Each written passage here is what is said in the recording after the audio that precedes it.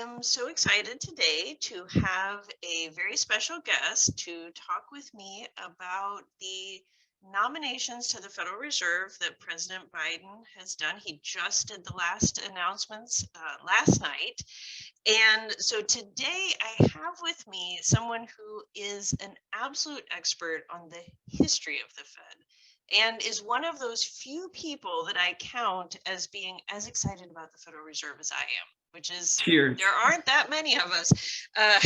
But I'm so happy today to have Kaleb Nygaard with us. So Kaleb currently is a senior research associate at the Yale Program on Financial Stability, and we're going to have him talk a little bit about what that is, because it's a really exciting program. And before that, his connection back to the Fed. I mean, this is where the love of the Fed starts, right? You get inside the family and you never really leave. So he was a statistical analyst at the Chicago Fed. And in addition to the many kinds of work that he does, Kaleb also has a podcast that I would highly recommend. It's called The Reserve. And we'll talk a little bit about that too, because I know Kaleb, you're trying to do some really great stuff with that project. Sure. And so definitely want to amplify that. So before we get into the nitty gritty of the nominations, could you tell us just a little bit more about your journey into the interest and not just the Fed, like where you're, the path you've been on and where you're headed. And maybe this is a good time to talk about some of these projects like the Reserve and other things. Yeah, absolutely. I got into I was just so excited to be able to be at the central bank when I got my first job out of college. I went to a small college in Idaho, Brigham Young University in Idaho, and I was just so excited to land my first job at the Chicago Fed. I had studied it in school and was excited to be at the place. And it was good and it was interesting work. For those that know even a little bit about the Fed, the reserve banks are where most of the operations end up happening. And so I was on an operational team and really just inside the walls, and that was really great. But even while I was there, I knew that there was more. I wanted more of the institution. I wanted more of the history. I wanted more of the current events and the policy. And so began dabbling in podcasts and things like that. I got so into the big picture about the Fed and the history and how that impacts the decisions that the Fed's making today, that I actually decided to leave to try and find something where I could just dive full into that. And so I found I had been given some advice actually in high school as I was going into college that I then applied again at this kind of point in my career, which was somebody had said, take professors, not classes, meaning that find people that are not only doing interesting work, but are doing it in a way that you connect with, even if it's maybe not exactly where the direction you want to go. I happened to find Professor Andrew Metrick at the Yale School of Management, who was working on this thing called the Yale Program on Financial Stability, which is kind of an umbrella project that captures a couple of different things that we're working on here. But I'll talk about the big one just very briefly, which is kind of the most exciting, and it's called the New Badget Project, and that name will sound very familiar from the kind of the writer of the Bible of central banking, which we have different thoughts on. And when was that written? So that was a book called Lombard Street. Walter Badget of The Economist magazine, he's kind of the second editor of The Economist magazine, wrote this book in 1873 about the Bank of England. And there are a few lines in there that have been pulled out and smashed together into kind of this golden rule of central banking, this dictum, which is the only time I ever hear that word used. But basically, it's like, what do you do in a financial crisis is kind of the idea. The impetus for the New Badget Project was kind of, we need an updated, it's the Badget rule is literally like one sentence, and policymakers need more meat to it. And so basically what we're doing, the mission of the new Badget Project is to document and to summarize and to catalog every intervention by a central bank or fiscal authority during a financial crisis of the last, I think it started with the last 100 years. Then we brought on a historian from Harvard, Paul Schmelzing, and we're back like 700 years now. So it's gonna be a big thing. And the idea is that if a policymaker, and the target audience is policymakers, it's neither academics nor necessarily the broader public, although both are going to interact with it. But the idea is just that, if you're in a type of crisis, you got a bunch of bad loans in the banking system, you can go to this online interactive new Badget platform that you'll be able to pull up as much or as little detail as you want about every time a country has had to face that kind of crisis. And so it's a cool project. Still a couple of years away from fully launching, but it's been a great opportunity, and it's taken me a little bit away from the operational day-to-day central banking and into a little bit more of the policy and the financial crisis aspects of central banking.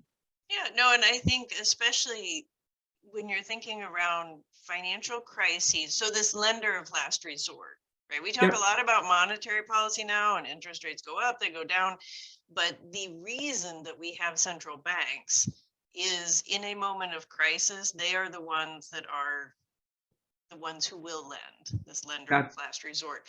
And we have seen twice in recent memory, the Federal Reserve stepping in big time as a lender of last resort.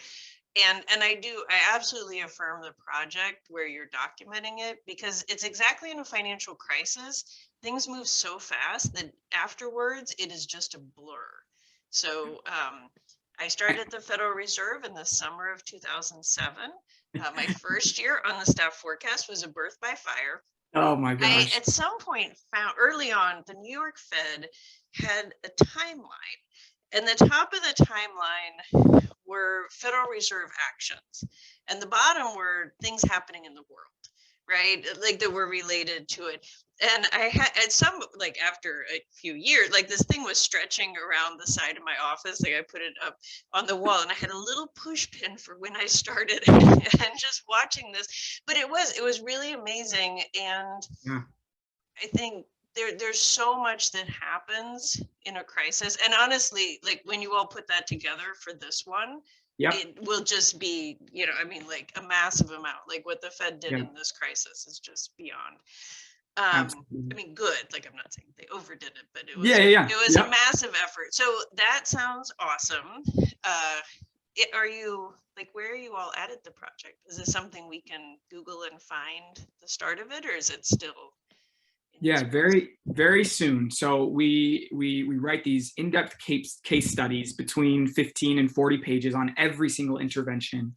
And then those case studies, they get broken up into, we digitize, we break them up all into little sections so that you can compare across countries or across crises or across specific type. And that's getting all put into an online platform. So in fact, we just went through the first wave of uploading it to the platform, and I expect that to be made public this summer. So like and it'll just be a certain type. So like, for example, literally just this week, I was working on uploading to the platform some of our work that we've done on broad-based capital injections. And so that type of intervention will be there on the platform this summer, and it'll be open. And it is open to the public. I mean, anybody can access it. And then we're a couple of years. I mean, I'd say like maybe 24, 25 is when we'll hit that critical mass of maybe, 70% of all the cases that could be written will be on the platform as well. So we're a couple of years away from getting to that stage, but the first inklings will be in just a couple months away. Wow. Oh, that's really exciting. I'll look forward to it. And I do. Yep. It's so important to set the policies that are and the economics discussions around the policies in the historical context. Yeah. Like before Ben Bernanke, when he was Fed chair, did one of his first public speaking events. Like it's really a pretty new thing for a Fed chair to go out in public and want people to understand them. Yeah. It wasn't into being understood. And he was going to do like a PBS town hall or something like that. So the public affairs at the board, being the way they are, organized a practice town Oh hall. my gosh. I So love it. we could apply to go to it. It was limited and you got a little golden ticket or something Oh like my that. gosh. Anyway, so I applied and I got Yes. to go to the town hall. And me being the way I am, I asked a question because I thought, Yes. you know what? I have had to answer a whole bunch of his questions and pop up in the boardroom. Ask a question. I don't think he was surprised. But what I asked him is, Ben Bernanke, and his appointment was just a brilliant stroke of luck because he is one of the economists who is one of the leading experts on the Great Depression and what the Federal Reserve did in the Depression. And I asked him, I said, well, you're a scholar of the Great Depression. How did that affect you leading the Fed now? Yeah.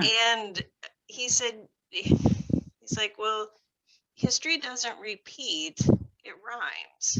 Yeah. So it's not like he, when the world was falling apart in 2008, it's not like he had a playbook in his head, but he knew the urgency of what the Fed needed to do, and he knew some of the mistakes that they had made during the Great Depression. So I thought it was a lovely answer.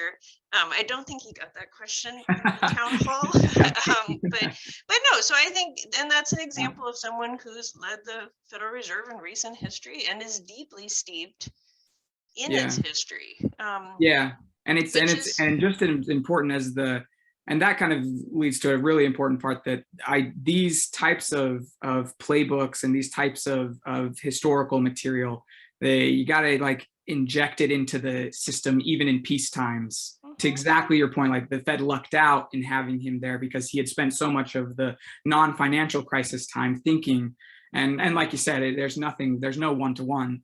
Despite the Fed pulling out in 2020, a ton of the stuff they'd done in 2008, it was also still an incredibly different situation, and they had to do new stuff and do the old stuff differently. But having that knowledge, yeah, absolutely.